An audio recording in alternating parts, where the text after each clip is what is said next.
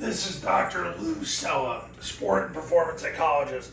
All right, so when your offensive line is blocking the zone dive, I don't care if this is 8-man, 9-man, or 11-man, there are three key offensive line blocking scenarios.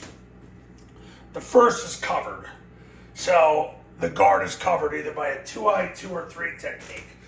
If it's a 2 technique, the guard can take 2 steps up the field and put his nose in the V of the neck of that player and slam his hands through the sternum.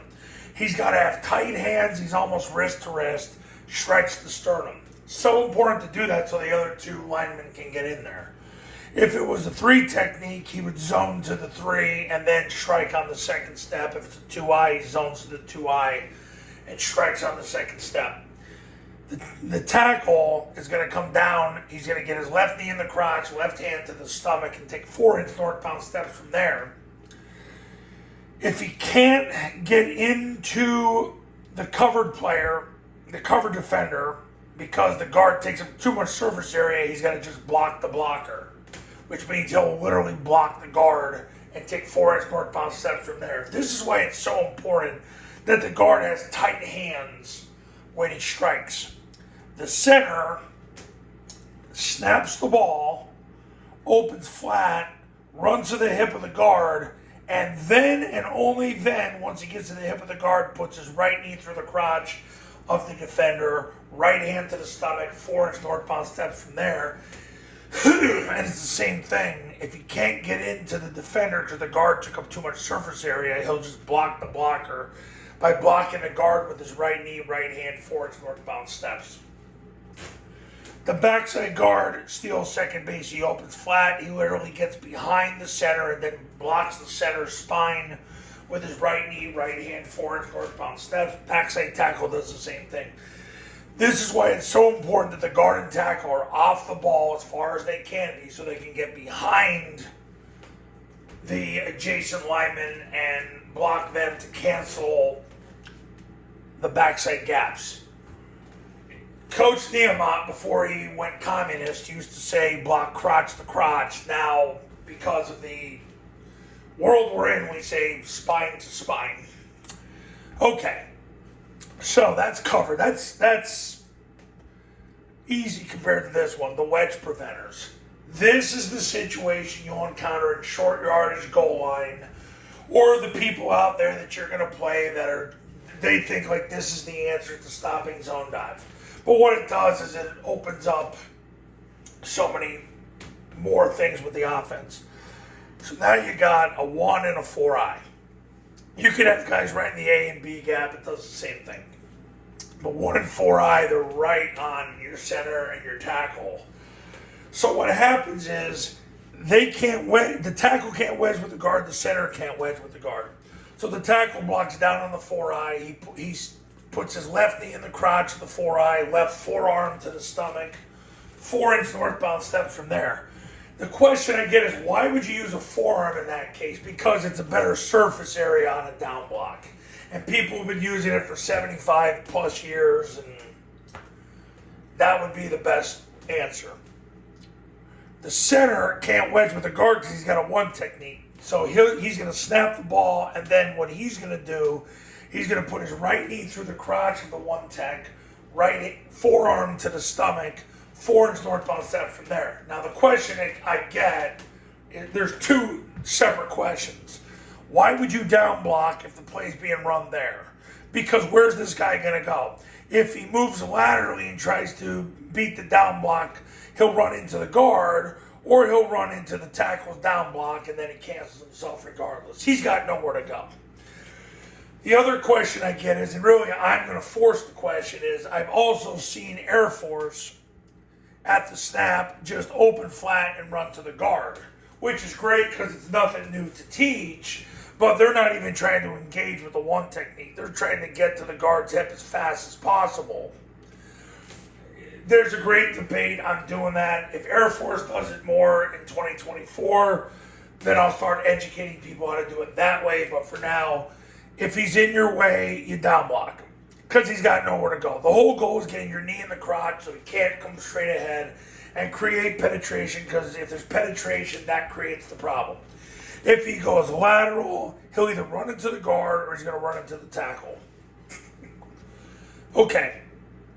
The guard goes straight to the mic. Now, a lot of times the mic will be there, but he goes straight to the mic and two-hand slam him. If he runs over the top, no need to chase after him because he's not taking the B back, and the B back's going to be the one with the ball. So then he'll just go to the free safety.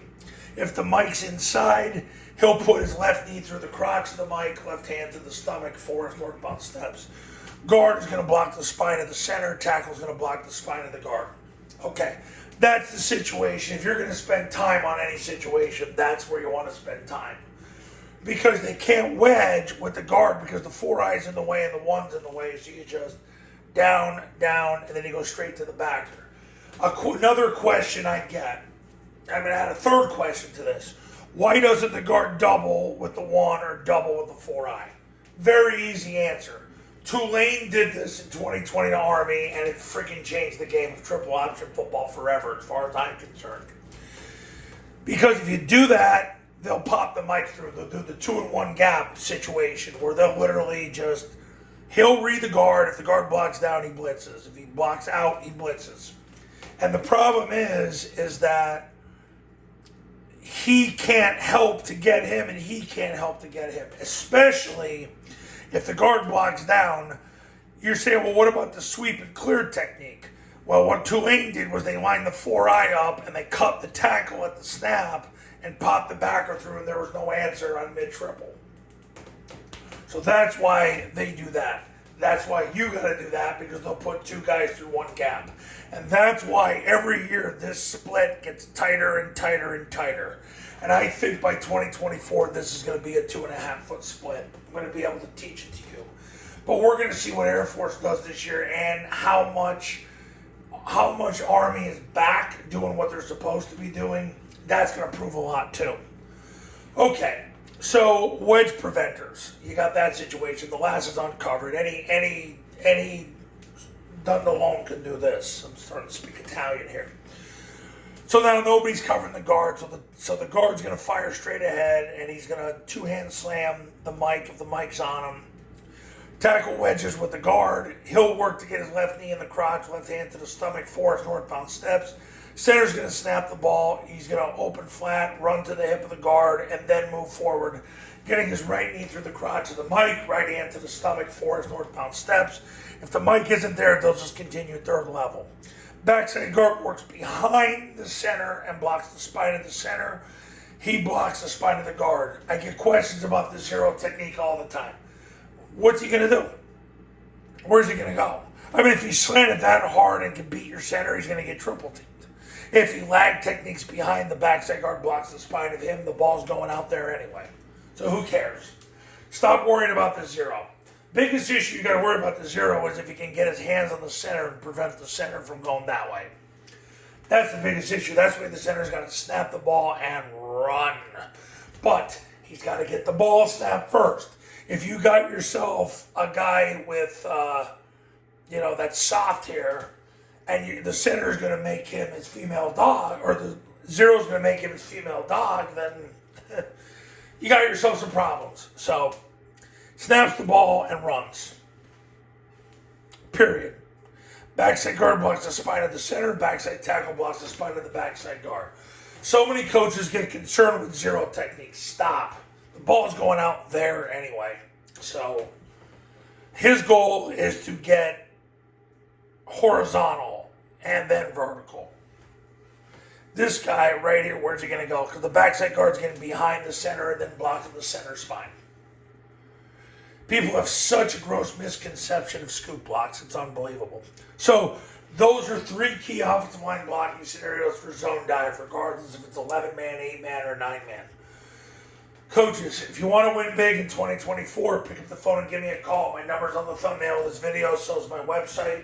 The Triple Option Football Academy and Triple Option Football Academy camps are going to show you how. Go to tripleoptionfootball.com/testimonials. You can see all the success stories that have come from the camps in the academy.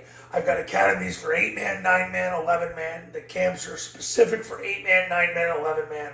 So regardless of what you coach, give me a call. This year I have as many 8-man clients as 11-man clients. As a matter of fact, as of Today, I think I actually have more 8-man clients.